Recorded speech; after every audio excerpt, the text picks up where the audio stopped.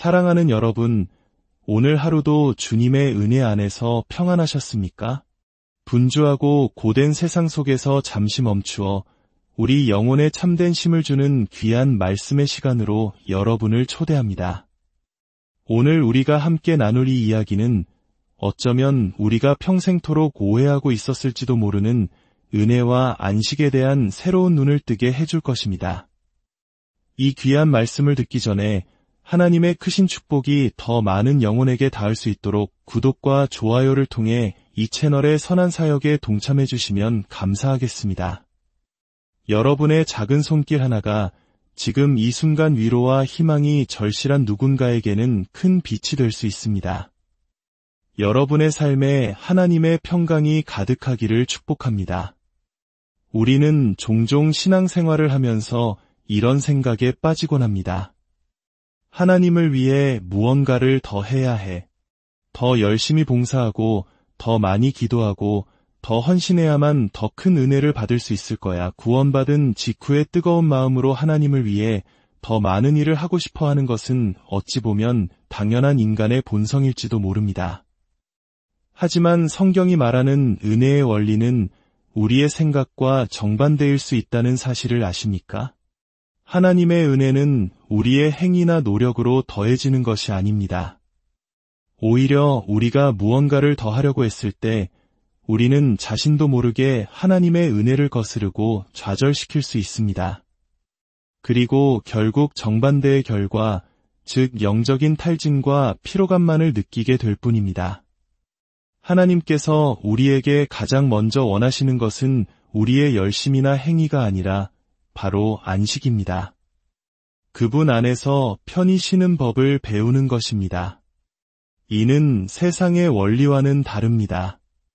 세상은 끊임없이 노력하고 성취하라고 우리를 다그치지만 하늘의 원리는 그분 안에서 잠잠히 쉬는 것에서부터 시작됩니다. 우리는 하나님의 방식을 배워야 합니다. 여러분, 우리는 슈퍼맨이나 아이언맨 같은 영화 속 슈퍼히어로들의 이야기에 열광합니다. 그들은 위기에 처한 세상을 구하고 불가능한 일들을 해냅니다. 하지만 이 세상 모든 영웅들의 이야기보다 더 위대하고 비교할 수 없는 가장 위대한 영웅이 우리에게 계십니다. 바로 우리 주 예수 그리스도이십니다. 영화 속 영웅들은 한두 가지 사건을 해결하지만 우리 주님께서는 십자가 위에서의 단 6시간 만에 온 인류의 과거, 현재, 미래의 모든 죄를 해결하시고 전 우주를 구원하셨습니다.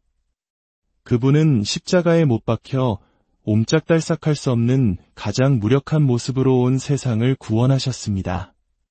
또 사마리아의 한 우물가에서 피곤하여 잠시 앉아 쉬시는 중에 한 여인의 영혼을 구원하셨습니다. 이것이 바로 하나님의 방식입니다. 더욱 놀라운 것은 이 모든 슈퍼히어로 이야기의 원형이 바로 성경의 복음이라는 사실입니다. 세상은 기독교를 조롱하고 예수님을 비웃을지 몰라도 결국 그들이 만들어내는 가장 인기 있는 이야기들은 우리 복음의 구조를 따라 하고 있습니다. 한번 생각해 보십시오. 슈퍼맨의 이야기는 어떻습니까? 저 멀리 다른 세상의 아버지가 하나뿐인 아들을 지구로 보냅니다. 그 아들은 인간의 모습으로 평범하게 살아가지만 그에게는 세상을 구할 초인적인 힘이 있습니다. 그리고 이야기의 절정에서 그는 세상을 구하기 위해 자신의 목숨을 희생합니다. 여기서 끝이 아닙니다. 몇 년 후 그는 죽음에서 다시 살아나 영광스럽게 부활합니다. 정말 익숙한 이야기 아닙니까? 이것은 바로 우리 복음의 그림자입니다. 하지만 우리의 이야기는 허구가 아닌 실제입니다. 우리의 왕은 만왕의 왕이시여 만주의 주이시며 모든 영웅 위의 영웅이십니다. 그리고 그분은 지금도 살아 역사하십니다. 할렐루야. 주님께서는 3년 반의 공생의 기간 동안 늘 은혜의 리듬 속에서 사셨습니다. 그분은 언제나 시간이 있으셨습니다. 하루 종일 병든 자를 고치고 나병 환자를 깨끗하게 하고 귀신을 쫓아내고 듣지 못하는 자의 귀를 열고 보지 못하는 자의 눈을 뜨게 하시는 바쁜 사역을 마치신 후 예수님께서는 피곤하셨습니다. 제자들에게 호수 저편으로 건너가자고 말씀하셨죠. 그곳에는 주님의 도움이 절실히 필요한 한 영혼이 있었기 때문입니다. 거라사 지방 호수 건너편 산에서 한 남자의 절규가 들려오고 있었습니다. 성경은 그를 군대 귀신 들린 자라고 부릅니다. 군대는 그의 이름이 아니라 그 안에 들어가 있는 수천의 악한 영들의 수를 의미합니다. 로마 군대의 한 개 군단이 2,000명에서 6,000명에 이르는 것을 생각하면 한 사람 안에 얼마나 많은 어둠의 세력이 자리 잡고 있었는지 짐작할 수 있습니다. 그는 쇠사슬로도 묶어둘 수 없을 만큼 강력한 힘을 가졌고 늘 무덤 사이를 헤매며 돌로 자기 몸을 해치고 있었습니다. 여러분, 만약 스스로를 해치는 행위를 통해 감정적 고통을 덜려는 충동을 느낀다면 이는 악한 영의 활동일 수 있음을 기억해야 합니다. 하지만 두려워 마십시오.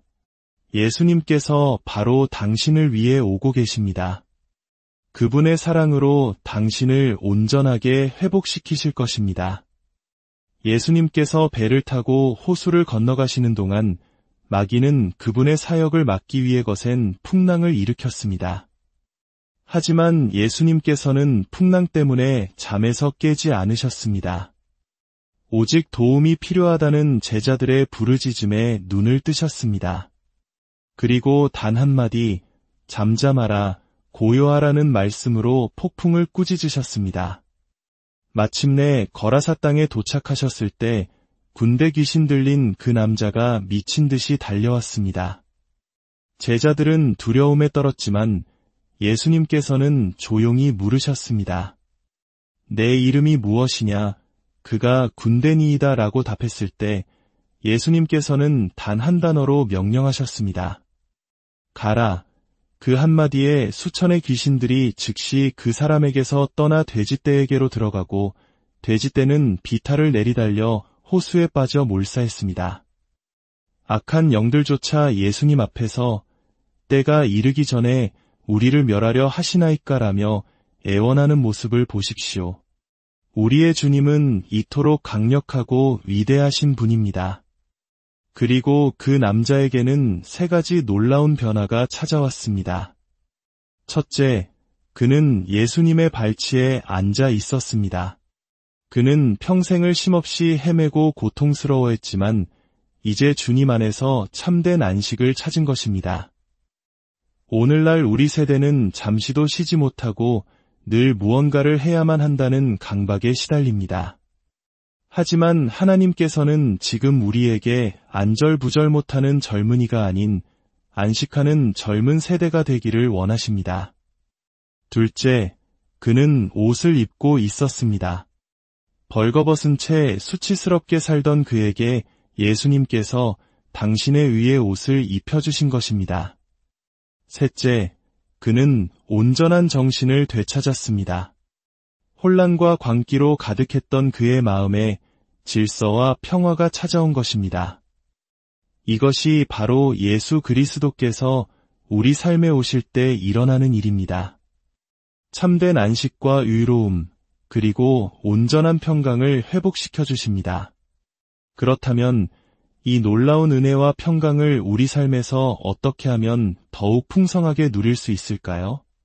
베드로후서 1장 2절은 그 비밀을 명확하게 알려줍니다. 하나님과 우리 주 예수를 암으로 은혜와 평강이 너희에게 더욱 많을지어다. 그렇습니다. 은혜는 더 많은 일을 함으로써가 아니라 우리 주 예수 그리스도를 더 깊이 암으로써 배가 됩니다. 예수님에 대한 계시가 깊어질수록 우리의 삶에는 더 큰 은혜와 평강이 넘치게 됩니다. 부활하신 날 엠마오로 가던 두 제자를 기억하십니까? 그들은 슬픔과 절망에 잠겨 있었습니다. 예수님께서 그들에게 다가가셨지만 그들의 눈을 가리어 주님을 알아보지 못하게 하셨습니다. 왜 그러셨을까요? 주님께서는 그들에게 당신 자신을 물리적으로 보여주시는 것보다 더 중요한 것을 가르쳐주기 원하셨기 때문입니다. 예수님께서는 모세오경을 시작으로 모든 성경을 풀어 성경 전체가 바로 당신에 대해 증언하고 있음을 설명해 주셨습니다. 창세기의 생명나무가 바로 나이며 유월절의 어린 양이 바로 나라고 말씀해 주셨을 것입니다. 이 말씀을 듣는 동안 제자들의 마음은 뜨겁게 타올랐습니다. 그들을 절망에서 건져낸 것은 부활하신 주님을 눈으로 보았기 때문이 아니라 말씀을 통해 그분이 누구신지를 마음으로 알게 되었기 때문입니다. 많은 경우 우리는 예수님을 우리 삶의 문제 해결을 위한 수단으로 여길 때가 있습니다. 구원을 받기 위해, 사업이 번창하기 위해, 가정이 화목하기 위해 예수님을 찾습니다. 그러나 예수님은 우리 삶의 중심이 되셔야지 주변 문제가 되어서는 안 됩니다. 우리가 예수님 그 자체를 갈망하는 대신 다른 무언가가 우리 마음의 중심을 차지할 때 우리 삶의 은혜는 마르고 인생은 굳어지기 시작합니다. 우리가 예수님께 집중할 때 놀랍게도 우리의 결혼 생활, 직장 생활, 자녀 문제 등 삶의 모든 영역이 저절로 번성하기 시작합니다. 그것은 마치 부산물과도 같습니다. 예수님과의 관계에 집중할 때 은혜의 기름 부으심이 우리의 모든 관계 속으로 흘러들어갑니다. 성경은 남편들에게 아내를 사랑하라 고만 말하지 않습니다. 그리스도께서 교회를 사랑하심과 같이 아내를 사랑하라고 말합니다. 그리스도께서 우리를 얼마나 사랑하시는지, 우리가 자격 없을 때에도 얼마나 인내하시고 친절히 대해주시는지를 깊이 알 때 우리는 그 사랑을 아내에게 흘려보낼 수 있습니다. 우리는 배우자에게서 우리가 오직 예수님께로부터만 받을 수 있는 완전한 안정감, 인정, 위로를 구하려 할 때가 많습니다. 하지만 그들은 우리의 구원자가 될 수 없습니다. 그 자리는 오직 주님만이 채우실 수 있는 공간입니다. 그 빈자리를 주님으로 채울 때 우리는 비로소 서로에게 자유를 주고 건강한 사랑을 나눌 수 있습니다. 하나님께서 아담에게 하와를 지어주시기 전에 그를 깊은 잠에 빠지게 하셨다는 것을 기억하십시오. 인간의 모든 노력이 멈추고 온전히 쉴 때 하나님께서는 가장 아름답고 완벽한 것을 창조하십니다. 당신이 지쳐서 주님, 이제 저는 포기합니다. 주님께서 맡아주세요 라고 고백할 때 그 세 마디의 기도가 하늘에서는 가장 아름다운 음악이 됩니다. 당신이 잠잘 때 하나님께서 일하기 시작하십니다. 사랑하는 여러분, 이제 세상의 무거운 짐과 더 해야 한다는 압박감을 내려놓고 우리 주 예수 그리스도를 더 깊이 알아감으로 참된 안식을 누리시길 기도합니다. 그분의 말씀을 통해 매일 그분의 아름다우심과 위대하심을 발견하십시오. 그럴 때 측량할 수 없는 하나님의 은혜와 평강이 여러분의 삶에 강물처럼 넘쳐 흐를 것입니다. 여러분의 가정과 직장, 그리고 삶의 모든 영역에 하나님의 은혜와 평강이 가득하기를 우리 주 예수 그리스도의 이름으로 축복하고 기도합니다.